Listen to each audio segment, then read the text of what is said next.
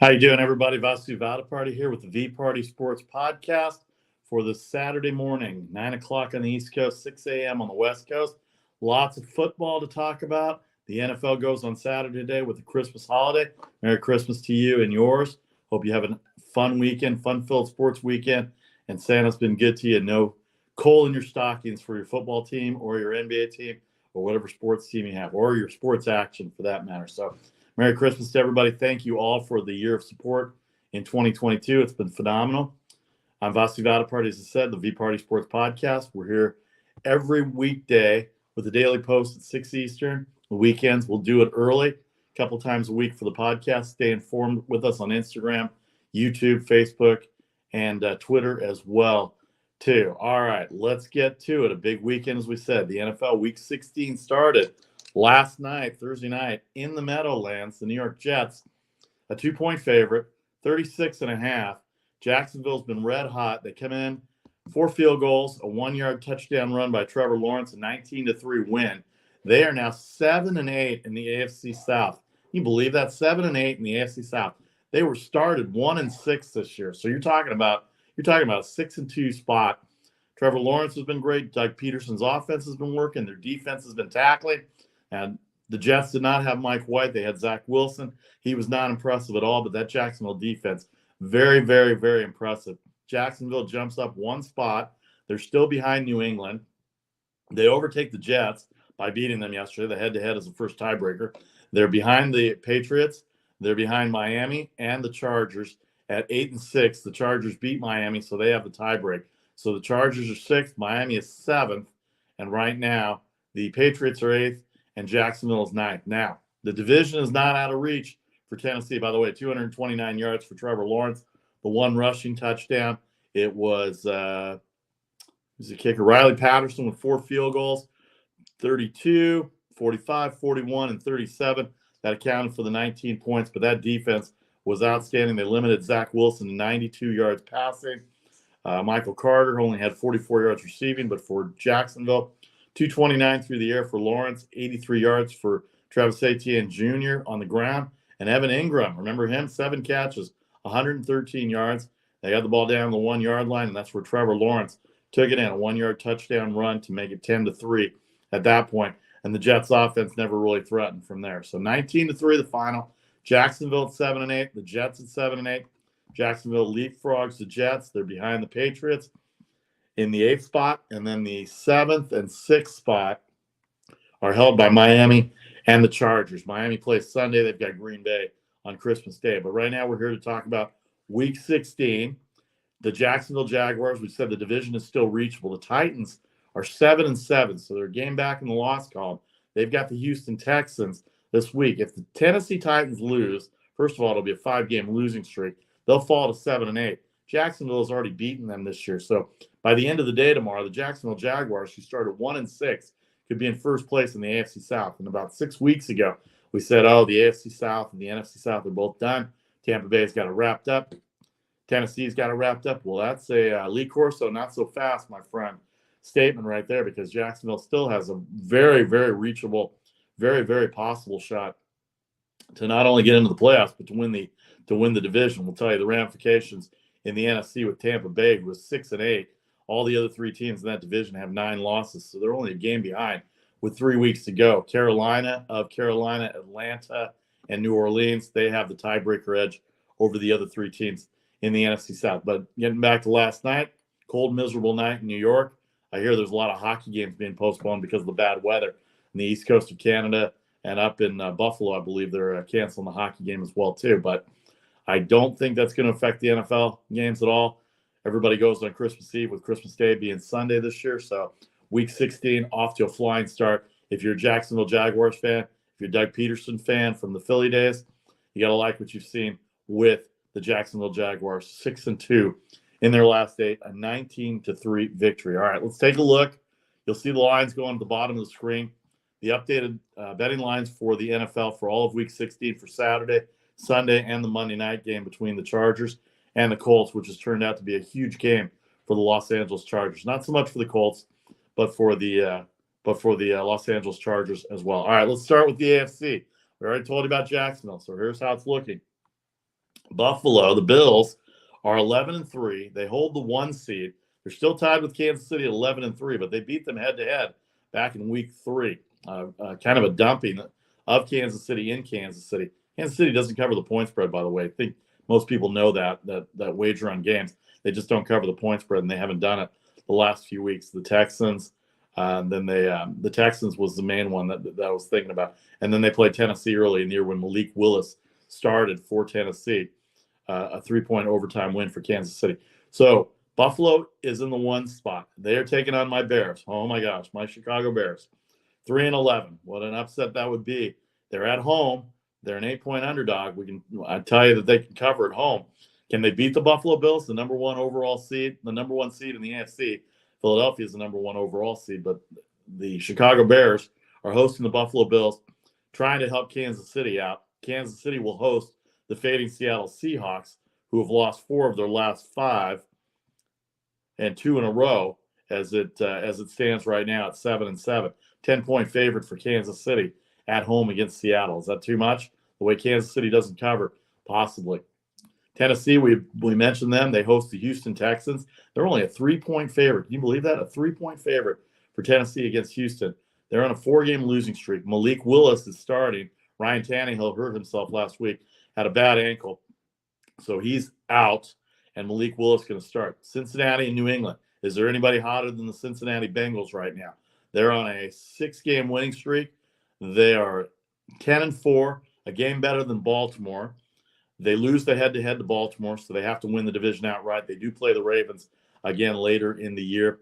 The division record favors Baltimore. They're 3-1. Cincinnati only 2-3 with 1 more division game left. But conference-wise, the Bengals are 6-3. The Ravens are 6-4. Baltimore will be without Lamar Jackson. They will host Atlanta, about a 7-point favorite tomorrow. That offense has struggled the last few weeks. They have not played very well. They've given up a number of points. Their defense has played well. They've given up points.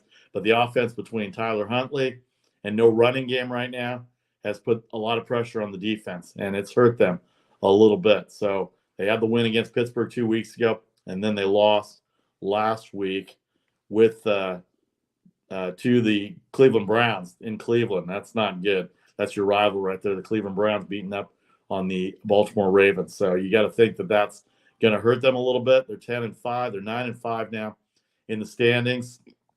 1 game back of Cincinnati. They have the tiebreaker. As we said, they're 4-2 at home, 3-1 in the division. So, but they're going to be without Lamar Jackson again. And with 2 weeks left in the regular season, you got to wonder what his status is going forward. And then on Sunday, Miami is in the 7th spot.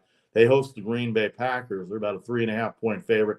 As you see on the ticker there, on the VPartySports Podcast ticker, you'll see all the NFL lines going by right now with all the updated point spreads and totals, including the Monday night game. But Miami is 8-6. They are in 2nd place in the East. The division's over. They got beat by Buffalo on Thursday night, 2 Thursdays ago. So that division is over. When did they play? Thursday? Last Thursday, a week ago Thursday. So 8 days ago, Buffalo beat them in 32-29 on a game-winning kick. So last Saturday they beat them. So 11-3 for Buffalo. Miami 8-6, 3 back. The division's going to be pretty much over with Miami right now. They do play Buffalo one more time. If they can beat them, then they've got that little of an outside shot to go from the number 2 spot in the division, the number 7 spot in the wild card, to a division winner in the AFC East. Doesn't look very promising. Green Bay Packers right now, they're 6-8. They got a big win against the Rams to keep any playoff hopes alive. Green Bay is division-wise, they're in 2nd. Vikings have captured that. They're 6-8. They're a game back of the Lions. The Seahawks, 2 back of Washington, who's in the 7th spot. The Commanders are there with that tie with the Giants. Giants, who beat Washington last Sunday night, 8-5-1, are in the 6th spot. Of course, Dallas running away with it. As far as wild cards go, they're 10-4. They're 3 back of the Eagles in the NFC East. But that's what's happening in the AFC right now. Let's move on to the NFC. Let's move on to the NFC now. The Jalen Hurts will be out for Philadelphia. So Dallas Cowboys, 4.5-point favorite. No Hurts. The Eagles have the best record of 13-1. They've almost won their division. All they got to do is win one more game for their division. They're 2 games ahead of Minnesota for the best record. But now Dallas has a chance to catch. Actually, they won't have a chance to catch Minnesota because they're in the same division as Philadelphia. But the San Francisco 49ers will have a chance to catch them as well, too. The Cowboys are 5th in the wild card. Giants are 6th. They go to Minnesota. The Vikings are 11-3. They're 7-1 at home. About a 4-point underdog are the Giants, who need this win. They will lose the tiebreakers to the – actually, they're tied in all the tiebreakers, 1-3-1 in the division, 4-5-1 in the division with Washington, who's their main competition right now. But both the Giants are 8-5-1. The Washington Commanders are 7-6-1 after they beat them last week. So the best thing to do is just keep winning, stay a game ahead of Washington, and you're going to stay ahead of the 7th spot in the wild card scenario. So the Giants will be at Minnesota. Washington, they're going to get Chase Young back. That pass rush can be fierce. Chase Young complements the entire pass rush. So they're going to get him back. Montez Sweat there. They're going to San Francisco. San Francisco red hot right now. They've won 5 in a row, 7 in a row. They're 10-4. The Vikings are 11-3. They're 6-3 in conference. 49ers are 8-2 in the conference. So if there's any way they can catch Minnesota and a win tomorrow against Washington goes a long way. They're rooting for the New York Giants, the team that the 49ers usually don't root for. But if somehow Minnesota and San Francisco end up tied, all of a sudden you're looking at a 2 seed, which means you get 2 home games in the playoffs. You're not going to get the 1 seed, and if you end up having to play them, then you go on the road. But to get 2 home games in the first 2 rounds of the playoffs is huge. And if San Francisco can win, they've got a good shot against Washington. Here's a funny thing about Washington. I heard Ron Rivera this week talk about his quarterbacks, Carson Wentz and Taylor Heineke. Now, we know Washington had a bad run, but Taylor Heineke is 6-2-1 as a starting quarterback. 6-2-1. They're 8-5.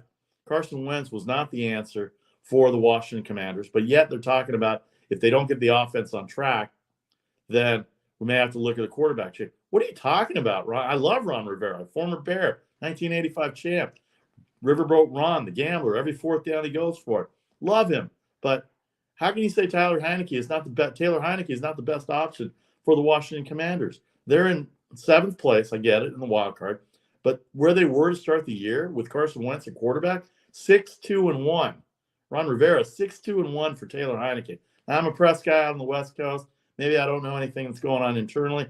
Maybe there's an injury they're not disclosing. Something's going on. But Carson Wentz was the starter. He hurt his thumb. Heineke came in, as he did a couple of years ago. He's led them to a 6-2-1 record. How many times do I have to say it? 6-2-1. So here's the scenario for the Washington Commanders in that 7th spot. They have, I'm trying to see if they played Seattle. I believe they did. I want to say they did. They did not play at Seattle. The Giants played Seattle. They lost to them. The other teams involved in the race, Green Bay, they beat Green Bay this year, so that's a no factor for them. Detroit, they have not played Detroit. They have not played Seattle, I believe. Let's make sure, double check here. No Detroit and no Seattle. Any games coming up? No, they're not going to. They got the 49ers, they got the Cleveland Browns, and they got the Dallas Cowboys in the final week of the season. So neither of those 2 teams. So they're going to have to rely on those 2 teams either losing or hoping that the Giants lose and they can overtake the Giants and have the tiebreaker edge on them. That's where they're at right now in the 7th spot. San Francisco set 7-game winning streak. They were 3-4. Now Brock Purdy has come in and led them the last 3 games, 2.5 games. The defense has been outstanding. We know that. They've got a lot of Pro Bowlers on this team. They're hosting the Washington Commanders, looking to go 11-4. Not that far out from the Minnesota Vikings for a 2 seed. Don't think they'll catch Philadelphia, but you never know the way this team's playing. That's a Super Bowl defense right now. Seattle and Detroit behind the Lions. The Lions will visit Carolina. Again, a road favorite for the Detroit Lions. How about that? Who in Detroit? Raise your hand. I see you all watching me right now. Raise your hand and tell me if you thought the Detroit Lions were going to fight out for a playoff spot. Week 16, Thanksgiving, your season's over generally, and you have the traditional game, and the only time you get national TV. But now they're getting the number 1 announcing crews. They're getting the good time slots. The Carolina Panthers, by the way, are 4-9. Or 5-9. They're a game back of the Tampa Bay Buccaneers, who are 6-8. Remember when I said don't take Tampa Bay, laying 2 touchdowns on the road to Carolina? Carolina behind P.J. Walker, their 3rd-string quarterback, Baker Mayfield has since been released. We know he's with the Rams. But the Carolina Panthers, if they run the table, including a win against Tampa Bay, they can win the division. So they're in the same spot as the Jacksonville Jaguars. This has just been ugly in terms of how the scenarios have gone for both South divisions of the NFL, both the AFC and the NFC. Carolina runs the table, beats Tampa Bay. They can win that division. They can't have losses like they did last week to Pittsburgh. If they were at 8 losses, if they had won that game against Pittsburgh, they could have been in first place, especially the way Cincinnati manhandled the Tampa Bay Buccaneers last week. So 6-8. All three of the other teams, the Falcons, the Saints, are all 9 losses. Carolina has a better tiebreaker over Atlanta and New Orleans, as we said. So it's going to be impossible for them to be able to make up. And they're certainly not going to be in any wild card scenario because there's just too many teams in front of them. But the division title for the South, the only way to go. All right, let's break it down further in 30 seconds. We'll break down the games themselves, the point spreads. We'll give you all the changes. There's some quarterback news to go with that. The ticker goes at the bottom. Vasu Vaddiparty here on the VPartySports Podcast. Reach me at VPartySports on Twitter, on Instagram, Facebook. You can find me as well. If you're interested in sponsorships, please contact me directly. We'll be back on Sunday at 9 a.m. Eastern, 6 a.m. Pacific time. NFL recaps from Saturday, Sunday previews, daily post weekdays at 6 p.m., 3 o'clock on the West Coast, and then early on the weekends. By 11 o'clock, we'll have some posts out, especially with college basketball, the NBA, NHL, all getting into full swing here. Don't forget, we got bowl week. A couple bowl games at the time we're taping on Friday going on right now as well, too. So we'll have all the recaps of that on Sunday as well. But mostly an NFL weekend with Christmas. A ton of games tomorrow, 3 games on Sunday, 1 on Monday night. 2 more weeks left after this. A lot of playoff ramifications, a lot of wild card ramifications, still some division possibilities, and, of course, the all-important seeding when it comes down to playoffs, the seeding that goes into this. I want to thank everybody on Facebook, Twitter, and YouTube for all your comments. Appreciate it. Please feel free to keep sending them, and also reach out to me on social media. All right, we're back in 30 seconds. I will have the games individually. We'll have the point spreads all lined up. You see them on the ticker, but we'll break it down individually as we go into the Saturday games coming up in a few hours. A full Saturday of football on this Christmas Eve. Merry Christmas to you and your family and to all your loved ones. Hope it's a great Christmas as we head into 2023. Looking forward to better things in 2023 for you as well as for us here at the VPartySports Podcast. See you in 30 seconds with a recap, with a preview of Saturday football and the rest of the weekend.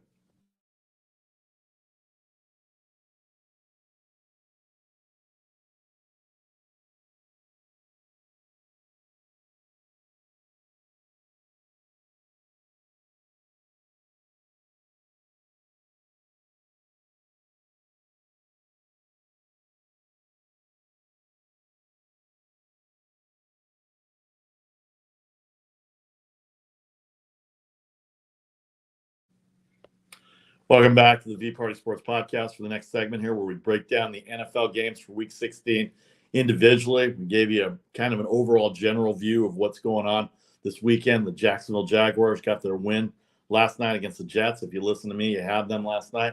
You made some dollars. You made some dollars on the Jacksonville Jaguars. 1 game back of the Tennessee Titans, who play tomorrow against Houston. If they lose that game, there'll be a 5-game losing streak. Jacksonville will end up being in first place with a great chance to not only win the division, but to make the playoffs as well, too. So that's what's going on. The Jets now fall behind Jacksonville in the head-to-head tiebreaker, and they're back behind the Patriots, 2 games back of the Patriots and the Miami Dolphins, as well as the Jets are 7-7. So they're a game back of the Patriots, 2 back of the Dolphins in terms of wild card standings. The Chargers also at 8-6. They're in the 6th spot in the wild card. So the Jacksonville Jaguars, 4 field goals from Riley Patterson, 1-yard touchdown run from Trevor Lawrence, 19-3, the final score. All right, let's hit like a little college football here just for a second before we get to Saturday games. Tomorrow night, Saturday night, the Hawaii Bowl. San Diego State out of the Mountain West, 7-point favorite over Middle Tennessee State, 47.5. Look for the Daily Post to talk more about that. But San Diego State, outstanding defense, outstanding special teams. Offense struggled this year. We saw that in the Mountain West games, but they were right there in the conference championship talk as far as the Mountain West goes. Middle Tennessee State, the total 47.5. Don't know much about Middle Tennessee State, but we will on the Daily Post. the BCS semifinals a week from today. Number 1, Georgia, a 7-point favorite over number 4, Ohio State. That's the Peach Bowl. That's in Atlanta, Georgia. 62.5 the total. That's the primetime game, 1 versus 4. ESPN will carry both the games. The number 2 Michigan Wolverines are 7.5 versus TCU. At number 3, 58.5 the total. That's the Fiesta Bowl in Glendale, Arizona. That'll be there at 4:30 Eastern, 1:30 Pacific from Glendale. And then 8:15 on the East, 5:15 on the West for Georgia, Ohio State. The 2 winners will meet on Monday, January 9th at SoFi Stadium in Inglewood, California. SoFi Stadium, I'm sure you know, the home of the Rams, the LA Rams, and the LA Chargers. So that's where the winners will meet on that Monday. And it's going to be a good semifinal series. Don't be surprised about upsets. I know everybody's thinking Georgia and Michigan, but I wouldn't count out Ohio State, TCU, until the Big 12 championship against Kansas State had their way with the season. A lot of comeback wins, but Kansas State got to them, and this could be a tough matchup for Michigan with TCU. Max Duggan in the Heisman Trophy candidacy as well. No Blake Corum, but Donovan Edwards from Michigan has been great. C.J. Stroud, quarterback at Ohio State, has got a plethora of receivers. Marvin Harrison Jr. being the top one, and then Georgia. That defense, Anderson leads that defense. Stetson Bennett, the 4th, had a pretty good year. They've got a great running game.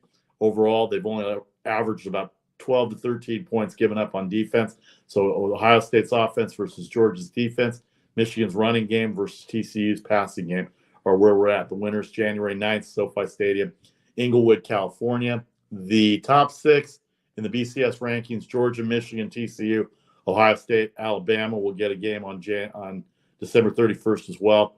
And then 6th is where Tennessee shows up. All right.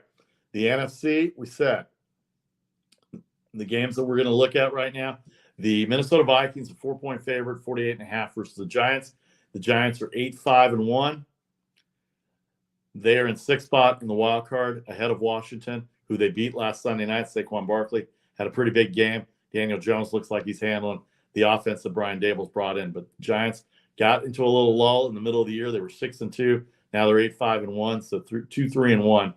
Played Washington back-to-back, tied once, won once. So that tiebreaker goes to them if in fact it comes down to it. So that's going to be good for the Giants, even if they end up tied. And we did some research, found out that because of the head-to-head being the first one, that the Giants have the edge over the Washington Commanders. Minnesota looking to hold on to that number 2 spot. The 49ers are crashing hard. How about that comeback against Indianapolis last week? Down 33-0. They win 39-36 in overtime. I know what you're saying. 3.5 points. They never cover anything more than 3 points. And here they are at 4 points. So you have to see what the best bet segment says if, in fact, we go to that. By the way, best bets will be posted online at 11 a.m. Eastern and again at noon Eastern tomorrow. We're not going to do a best bet segment here, but wanted to make sure that you get the best bet segment printed out on Instagram, on Facebook, on Twitter at 11 a.m. Eastern, and then I'll share it again at noon Eastern so you have them all by kickoff. It will include all the NFL games that we have for Saturday as well. Anyway, all right, so the Giants, 4-point underdog against Minnesota, a lot to play for both teams. Minnesota trying to hold the number 2 spot. Giants trying to maintain their 6th spot in the wild card race. Don't think they'll catch Dallas. They've already lost to Dallas. Cleveland 3 versus New Orleans. New Orleans 9 losses. Technically, they're a game back in Tampa Bay, but I don't think they're gonna catch them. They lose all the tiebreakers. That game on Monday night a few weeks back, that really hurt them when Brady came back with 2 touchdowns in 3 minutes to beat the Saints. Otherwise, the Saints would be in first place right now, believe it or not. Deshaun Watson has been okay since he's been back for Cleveland. They're 6-8. They're not going to catch anybody, I don't think. They lose tiebreakers. They are 3-2 in the division, so they're better than the Cincinnati Bengals right now. They did beat the Bengals early in the year, but they're 4 back of Cincinnati, so that's not going to happen to catch Cincinnati. 32 the total there. That's about the lowest total I've seen in a long time. What would you do if you were wagering that game? Would you go over, thinking that any slip up can lead to a touchdown? I mean, you get 21 points at the half just by accidentally scoring. So, see, 3-32 for Cleveland. Detroit 2.5 at Carolina. Like I said, when are the Lions favored? 2.5 at Carolina, 43.5. Lions on the line, the wild card. They're in 8th place. They're behind. They're tied with Seattle. They're actually in ninth place. Seattle did beat them. So they're behind Seattle. Seattle's leaking oil big time. But Detroit's got a shot to catch Washington. I believe they beat Washington. Let me see this here. I don't remember. They did beat Washington, so the Commanders did lose to Detroit, so that's bad for them. And the Lions did lose to the Seahawks. Lions beat the Commanders, and the Lions lost to the Seahawks. So that's your competition right there. So the Detroit Lions need to win, get ahead of Seattle, and then they've got a shot to catch Washington. They've got a shot to catch the Giants as well, too. I believe they beat the Giants as well, too. So Detroit 7-7, 2.5-point favorite at Carolina. Carolina has all the tiebreaker advantages in the NFC South. They're a game back to Tampa. They've already beat Tampa once. They run the table, and they end up going 8-9 and a win over Tampa Bay head-to-head. That gives them 2 wins against Tampa Bay.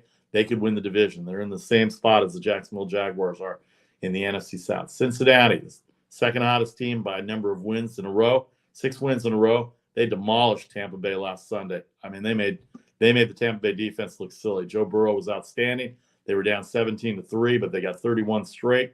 They're a 3-point favorite at New England. Bill Belichick been a home dog this year quite a bit. 41.5 the total. What's the weather going to be like? You can't imagine.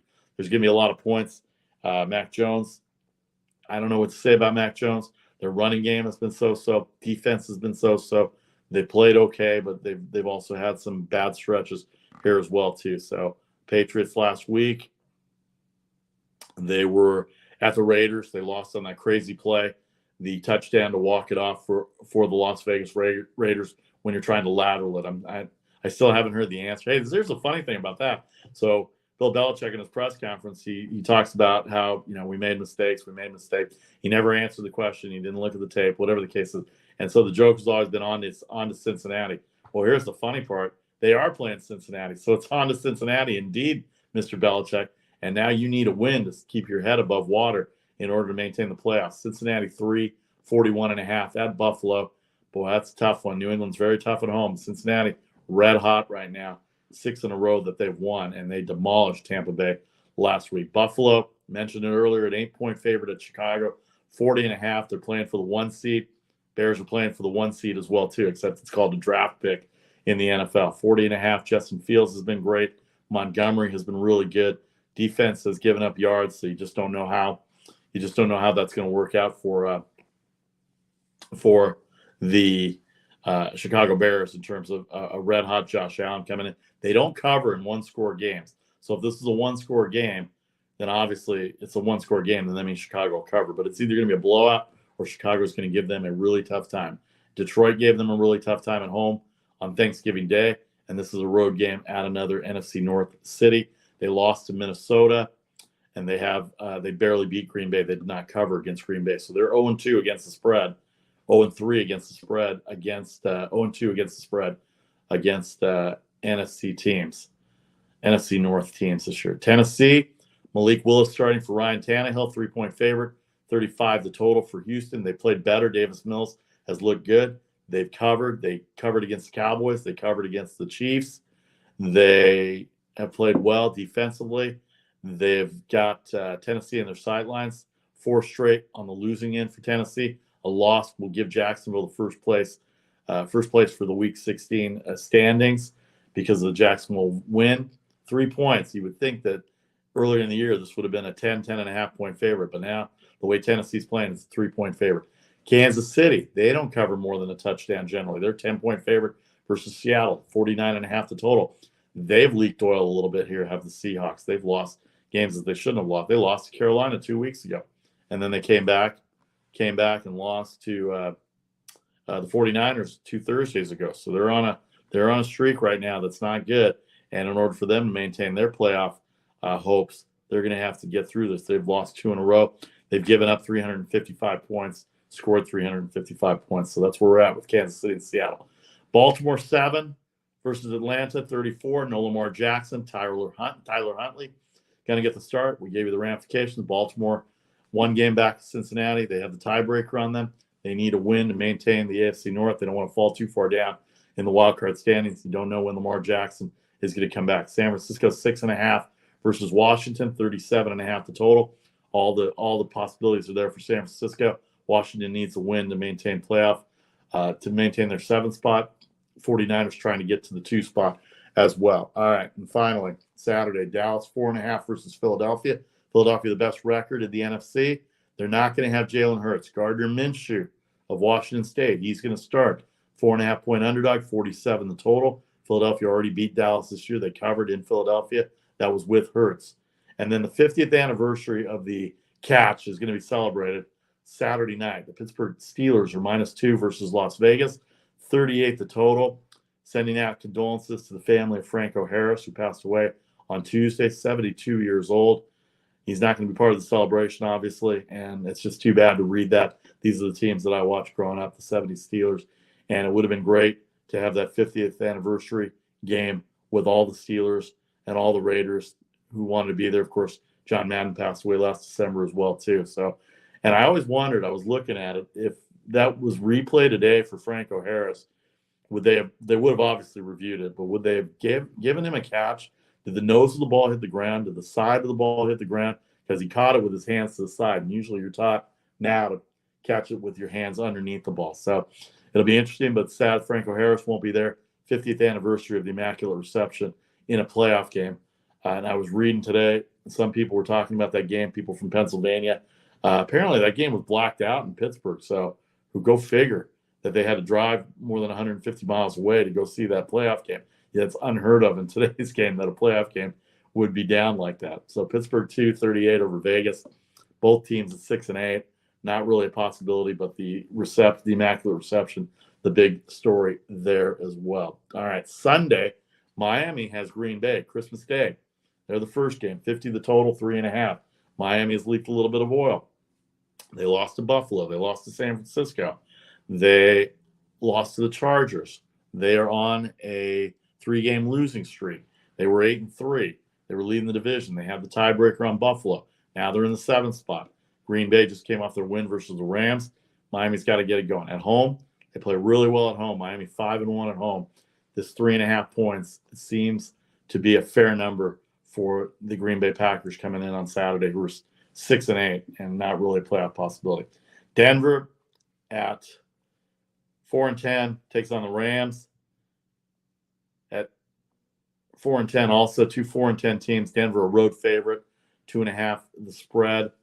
Not sure if Russell Wilson's going to play. 36.5 the total. I think probably he's playing. That's why the line is where it's at.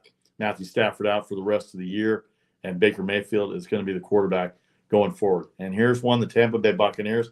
We know the Arizona Cardinals are a mess. Tampa Bay trying to maintain the division lead. Their 1-game lead over the other 3 teams, Carolina most notably, because they're the ones that they lost to. 40 the total. Kyler Murray out for the year. They're not even going with Colt McCoy.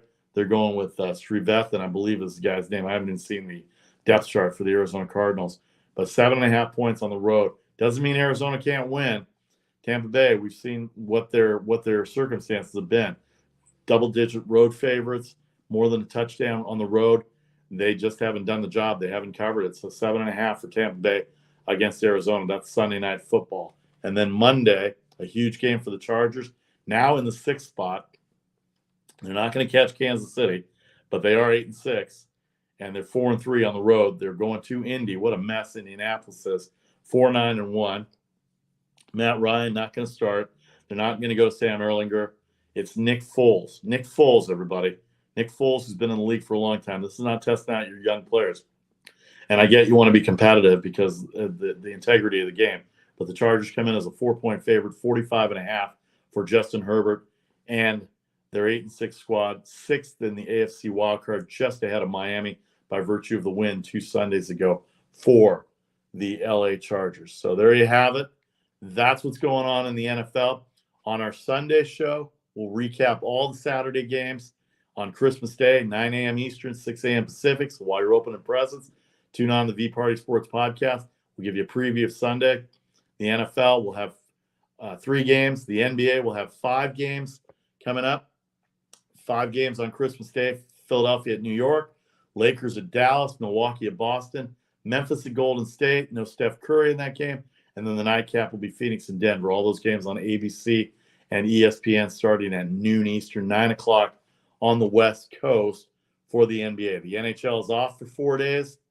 They'll be back after tonight. They'll be back on Monday. They've got a full slate of games tonight. Don't forget to check out full slate of games Friday night as we're taping. And then we'll get you the best bet segment at 11 o'clock and then again at 12 o'clock tomorrow morning and early afternoon in time for kickoff for the NFL. And then on Sunday, we'll recap. We'll recap the entire Saturday. We'll give you the full Sunday previews, a couple of college basketball games to talk about, and the NBA, of course, with the 5 games. That's what we've got on Sunday for Christmas Day. Have a great Christmas weekend. Enjoy Christmas Eve with your friends and family. The VParty Sports Podcast. Looking forward to seeing you Sunday morning, 9 a.m. Eastern, 6 a.m. Pacific. We'll recap Saturday, have a full NFL preview, NBA preview of Christmas Day. Enjoy the weekend. Talk to you soon. I'm Vasu Vaddiparty. Have a great Christmas Eve.